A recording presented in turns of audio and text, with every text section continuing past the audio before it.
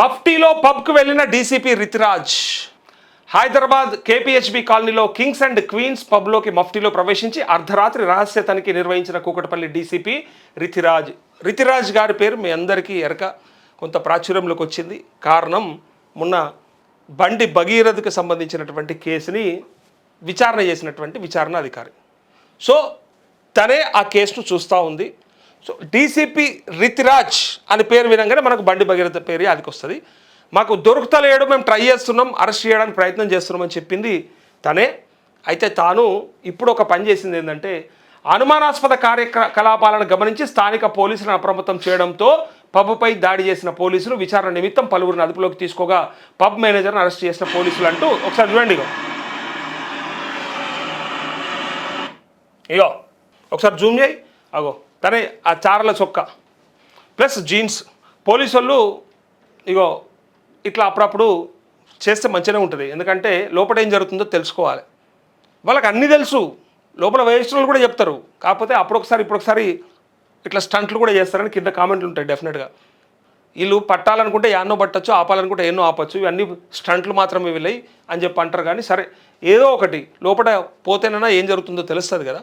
మీరు చూసిరో లేదో మన సుమతి గారి ఇంటర్వ్యూ, ఇప్పుడు ఉన్నటువంటి మొన్న ప్రమోట్ అయినటువంటి సుమతి గారు ఉన్నారు కదా.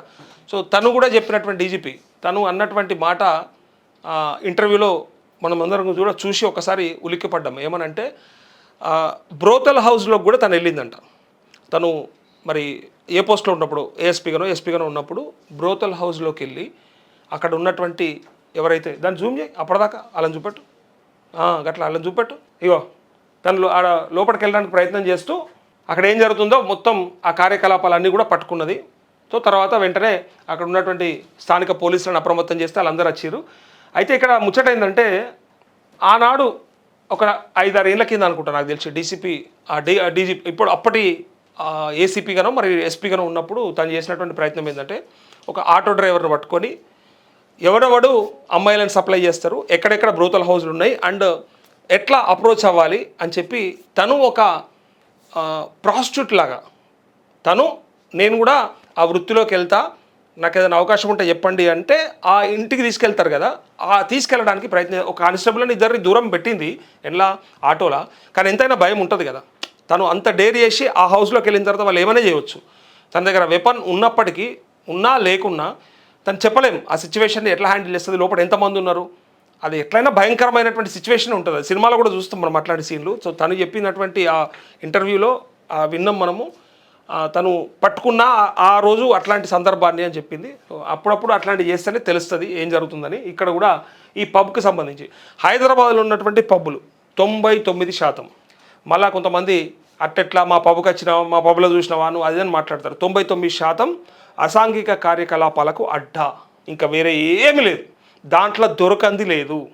బేగంపేటలో ఉన్నటువంటి లిస్బన్ పబ్ నుంచి మొదలు పెడితే రాయదుర్గం దాకా ఉన్నటువంటి ప్రతి పబ్, గచ్చిబౌలి దాకా ఉన్నటువంటి ప్రతి పబ్లో అన్న నీకెట్లేరుక, నువ్వెప్పుడు పోయినావు, నీకేం తెలుసు అంటే పోయిన వాళ్ళు చెప్పినటువంటి ముచ్చట చెప్తున్నా మళ్ళా.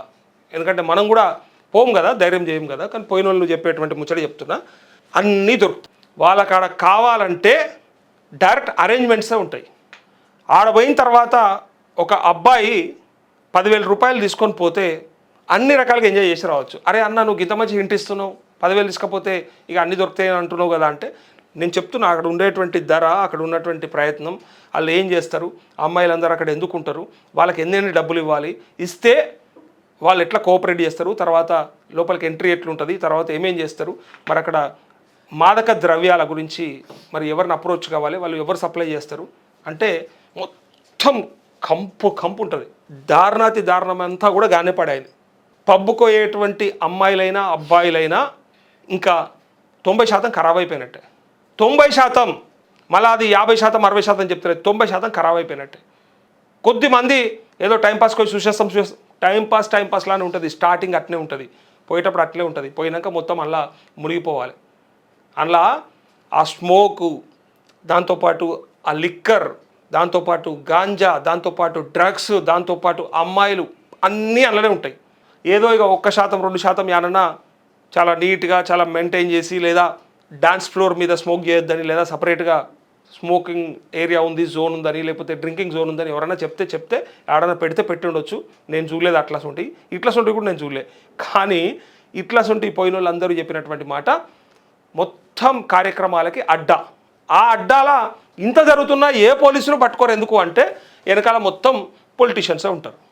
బేగంపేటలో ఉన్నటువంటి ఆ పబ్ గురించి ఎన్నోసార్లు మనమే చూసినాం. ఎన్నోసార్లు వీడియోలు వచ్చినాయి. పట్టుకున్నారు, అక్కడ పట్టుబడ్డారు, గొడవలు అయినాయి, బ్లేడ్లతో కోసుకురు, ఏమేమో అయినాయి, కొట్లాడిర్రు, తన్నుకున్నారు, సచ్చేదాకా పోయింది. ఆ పబ్బు గురించి మాట్లాడితే దాని వెనకాల ఎవడుండరో ఆ టైంలో ఉన్న ఆ ఎమ్మెల్యే అనుచరులు ఎవరెవరు నడిపిస్తారు, ఇవన్నీ కూడా ఒకసారి మనమే గతంలో చాలాసార్లు చెప్పినాం. అయితే ఇది చూపించిన మేడం పోయింది, ఎట్లా పోయింది? Okay, very good. మొత్తానికి పబ్ మేనేజర్ని అరెస్ట్ చేసిరట. ఇది మరి పబ్ని అయితే సీజ్ చేయరు, విన్నరా? పబ్ మేనేజర్ని అరెస్ట్ చేసిర్రు, కొంతమంది అదుపులో తీసుకుర్రు. ఓకే, మరి పబ్ని సీజ్ చేయొచ్చు కదా. మరి మొత్తం అసాంఘిక కార్యకలాపాలకు అడ్డాగా ఉన్నటువంటి ఆ పబ్ని ఎందుకు సీజ్ చేయాలో చెప్పండి. ఎందుకంటే ఆ పబ్ వెనకాల ఎవడో పెద్దోడు ఉంటాడు. ఎందుకంటే ఆ కార్యకలాపాలు ఎప్పటి నుంచో నడుస్తుంటాయి. మళ్ళీ కావాలంటే దాన్ని పబ్ని నడిపించుకోవాలి. అంటే ఇప్పుడు మేనేజర్ చేసిన తప్ప ఓనర్కి ఏం సంబంధం లేదా? ఇప్పుడు బండి మీద డ్రంక్ అండ్ డ్రైవ్ దొరికితే బండిని సీజ్ చేస్తారు, బండిని పిఎస్లకు నూక్కపోతారు. ఒకవేళ ఏదన్నా కార్లు కానీ ఇంకేదేంట్లోనైనా ఏమన్నా దొరికితే కారు కూడా లోపలికే పోవాలి, పోలీస్ స్టేషన్లకి. మరి ఇది సీజ్ ఎందుకు కావద్దు? ఆడ ఇవన్నీ జరుగుతున్నాయి అని చెప్పి అనుమానాస్పద కార్యకలాపాలు జరుగుతున్నాయని తెలిసిన తర్వాత మరి ఎందుకు సీజ్ చేయలేదు చెప్పాలి. ఇది ప్రజలు అడుగుతారు. ఇంకా ఒకసారి కామెంట్స్ కూడా చదువుతా అండ్ ఇంకా ఉన్నటువంటి వార్తలను కూడా డెఫినెట్గా మాట్లాడుకుందాం.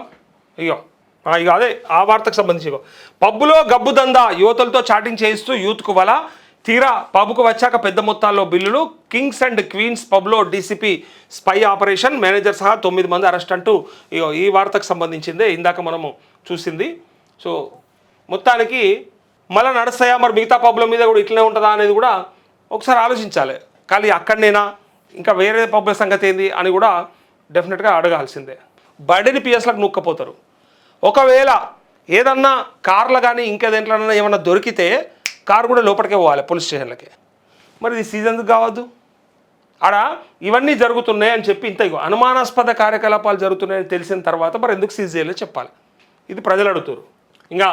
ఇంకా ఒకసారి కామెంట్స్ కూడా చదువుతా అండ్ ఇంకా ఉన్నటువంటి వార్తలను కూడా డెఫినెట్గా మాట్లాడుకుందాం. అదే ఆ వార్తకు సంబంధించి పబ్బులో గబ్బు దందా, యువతులతో చాటింగ్ చేయిస్తూ యూత్కు వల, తీరా పబ్కు వచ్చాక పెద్ద మొత్తాల్లో బిల్లులు, కింగ్స్ అండ్ క్వీన్స్ పబ్లో డీసీపీ స్పై ఆపరేషన్, మేనేజర్ సహా 9 మంది అరెస్ట్ అంటూ ఈ వార్తకు సంబంధించిందే ఇందాక మనము చూసింది. సో మొత్తానికి మళ్ళీ నడుస్తాయా మరి మిగతా పబ్ల మీద కూడా ఇట్లనే ఉంటుందా అనేది కూడా ఒకసారి ఆలోచించాలి. కానీ అక్కడనేనా ఇంకా వేరే పబ్ల సంగతి ఏంది అని కూడా డెఫినెట్గా అడగాల్సిందే.